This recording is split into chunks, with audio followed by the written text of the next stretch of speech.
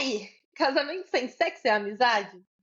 É curioso, porque essa é uma das perguntas que eu escuto muito no consultório, e principalmente vem de mulheres que têm falta de libido e que me dizem que por elas não transariam mais, só transam porque o marido faz muita questão. E aí, o que que acontece? No fundo, a gente precisa entender, antes de mais nada, que não é uma resposta simples, tá?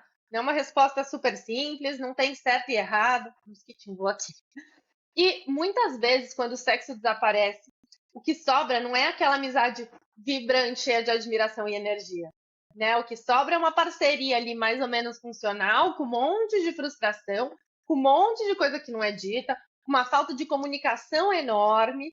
Então ficam duas pessoas ali, administrando a casa, os filhos, a rotina. São muito mais companheiros de rotina do que amigos, né?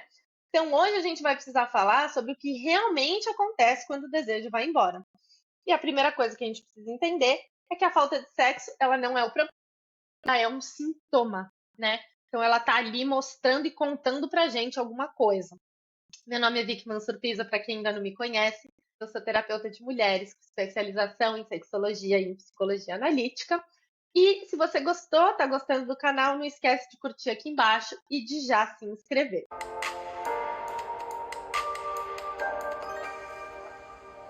Bom, vamos começar já onde interessa. O que morre primeiro para a psicologia analítica, antes do sexo, é o erotismo. Então, o que cai primeiro é o Eros. E aqui o Eros, ele não é só sobre o ato sexual. Eros é vitalidade, curiosidade, mistério, brincadeira. É aquela energia que move o nosso desejo, que faz a gente querer conhecer o outro de novo, né? Então, como a Esther Perel, que é a terapeuta sexual mais famosa dos nossos tempos, ensina pra gente, o amor e o desejo, eles têm necessidades opostas. Então, o amor precisa da segurança. Você tá aqui comigo, eu te amo, a gente tá junto. E o desejo, ele precisa de uma certa distância, de um mistério, de um eu te quero, eu quero saber mais, sabe? E o que que acontece? Nos relacionamentos longos, a gente fica tão bom em construir essa segurança, em construir essa familiaridade, que sem perceber, a gente sufoca esse espaço que o desejo precisa para poder respirar. Então a gente transforma o nosso parceiro em família e aí a gente acaba perdendo o tesão, né? Muitas vezes nessa pessoa. Então, o erotismo ele morre no excesso da intimidade e na falta de alteridade. Então, ele morre quando a gente deixa de ver o outro como um universo separado e passa a ver esse outro como uma extensão da gente mesmo, ou seja, a gente presume que a gente já sabe tudo sobre essa outra pessoa.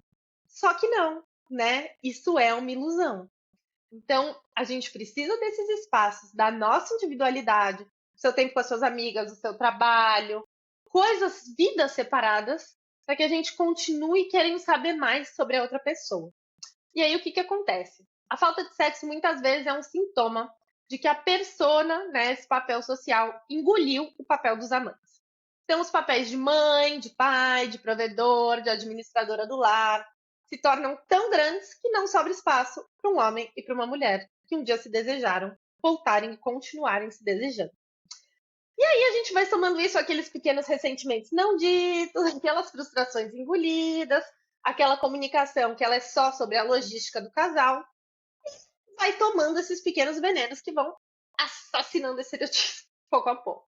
Então, o que que acontece, né? Quando a gente pensa, ai, não vou falar sobre isso, mas a gente guarda aquilo dentro da gente. Um não que a gente deveria ter dito, mas a gente guarda aquilo dentro da gente. É claro, eu não estou falando aqui que a gente precisa estar o tempo todo dizendo não. Mas cuidado com aquelas coisas que você vai engolindo, que você não vai falando, que você não encontra um momento para expressar, né? Lembrando que tudo tem hora e momento. Porque o que que acontece? O corpo, ele é honesto. E ele para de se ele não quer mais participar de um ato que não tem alma, que não tem conexão. Então, a falta de libido, ela é um não do seu sistema que está gritando um não que a sua boca não consegue gritar. Então, a gente pode dizer que o casamento sem sexo é amizade? Depende do caso, tá? Se as duas pessoas dentro desse casamento estão felizes, ok pra gente não fazer sexo, nenhum dos dois se importa com isso, a gente vive um casamento assexual, no sentido do sexo, né, penetrativo, a gente explora a nossa sexualidade de outras formas, no sentido da arte, da criação, né, como a gente falou no vídeo passado, ótimo, perfeito, não temos um problema. Agora, Se existe um problema, né? Se um dos parceiros não quer viver assim, se existe uma questão aí a gente precisa olhar para isso e entender, né? E se perguntar: quem somos nós aqui nesse casamento, para além desses nossos papéis? Onde foi parar a nossa curiosidade um pelo outro? Será que ainda existe espaço para o mistério florescer entre a gente? E aí a gente precisa entender uma coisa que é muito fundamental. Que ressuscitar o desejo não é só sobre a gente fazer mais sexo. É sobre a gente ter coragem de reintroduzir o erótico na nossa vida. Então, o que isso quer dizer? Não é só a gente falar, toda quinta-feira a gente vai transar agora então. E a qualidade desse sexo? E o que gera essa conexão? Sabe? Então tem muita coisa importante que a gente precisa trabalhar aí. Se você se sente presa nesse lugar e quer ajuda para começar a resgatar esse fio do seu desejo, o link para falar comigo e agendar uma conversa está aqui na descrição, tá bom? Um beijo e até o próximo vídeo.